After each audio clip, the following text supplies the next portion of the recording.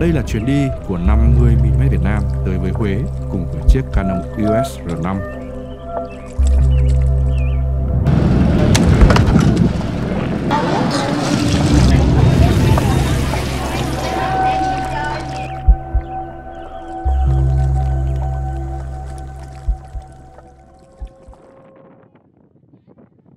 Kể từ kỷ nguyên của những chiếc máy ảnh số bắt đầu, Canon luôn là một thế lực dẫn đầu trong làng nhiếp ảnh, đặc biệt là ở thời kỳ hưng thịnh nhất của bộ môn nghệ thuật này.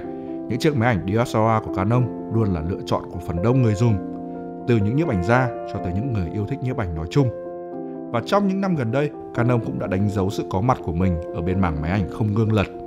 Khi thực hiện chuyến hành trình này, chúng tôi nghĩ rằng có lẽ không nơi nào phù hợp hơn Huế, thành phố với những đại nội, lăng tẩm, cổ kính bậc nhất Việt Nam, để thử nghiệm chiếc máy ảnh với nhiều tính năng mới mẻ như Canon EOS R5.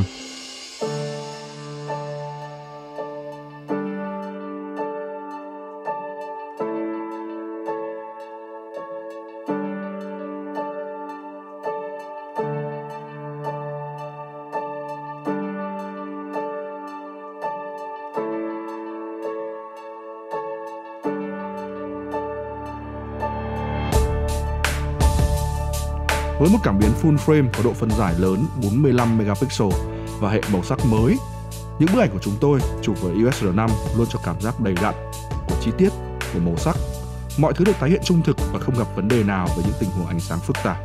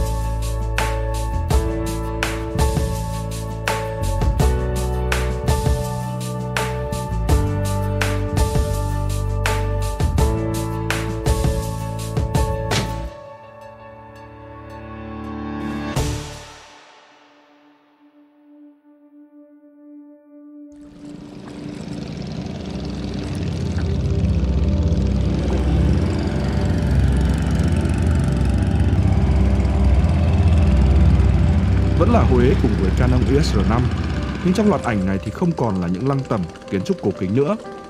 Huế hiện lên với những người ngư dân, những chiếc thuyền, nhà chòm đặc trưng của vùng biển miền Trung. Chúng tôi thường có mặt từ lúc 4 rưỡi sáng ở các điểm chụp như là phá Tam Giang hay Đầm Chuồn. Lúc này ánh sáng khá hạn chế, những mảng màu thay đổi khi mặt trời dần hé lộ. Đây luôn là thử thách với những chiếc máy ảnh. EOS R5 đã tái hiện tốt sự thay đổi màu sắc của bầu trời, khả năng xử lý nhiễu ảnh rất tốt ở ISO cao. Điều mà khoảng 3 hay 4 năm trước đây vẫn còn là ác mộng với những người sở hữu máy ảnh có độ phân giải lớn. Đặc biệt là hệ thống bắt nét và bám nét theo chủ thể Dual Pixel C1 F2 làm việc hoàn hảo khi các nhân vật thú vị bất ngờ xuất hiện hoặc phải chạy theo những chuyển động không theo quy luật nào của chủ thể. Ví dụ như những chiếc thuyền chài trở về khi bình minh, hoặc những điều thú vị thấp thoáng ẩn hiện ở những buổi chợ sớm ở thành phố miền Trung này.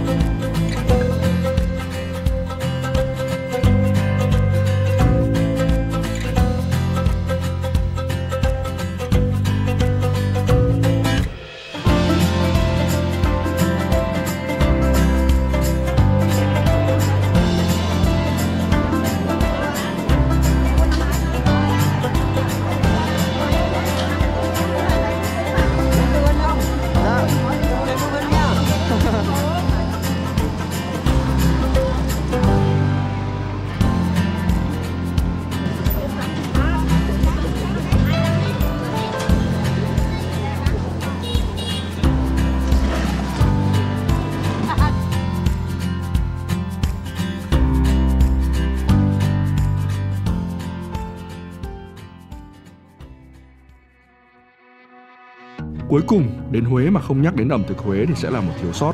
Và với những bức ảnh hạng mục này, cái chúng tôi chọn để mô tả không chỉ là những món ăn ngon, mà còn là những nét nghệ thuật khi chế biến món ăn hay những bữa ăn ở bất cứ đâu, kể cả đó là ở một phiên chợ như chợ Đồng Ba. Đó là những điều mà tôi cảm thấy thú vị về nền ẩm thực xứ Huế. Những bức ảnh ngược sáng, chụp những bàn tay đang thoăn thoắt chế biến món ăn mà vẫn giữ được một chút tính động trong ảnh là một kỹ thuật tôi ưa thích. Ngoài việc bắt nét rất nhanh và chuẩn kể cả khi ngược sáng, hay thể hiện tốt chi tiết món ăn, những làn khói bay ở những vật dụng hay thức ăn, khả năng chống rung 50 trên cảm biến của Canon EOS R5 giúp tôi hoàn toàn có thể chụp ở tốc độ khá chậm nhằm giữ lại chuyển động của những đôi tay hay gấu múc.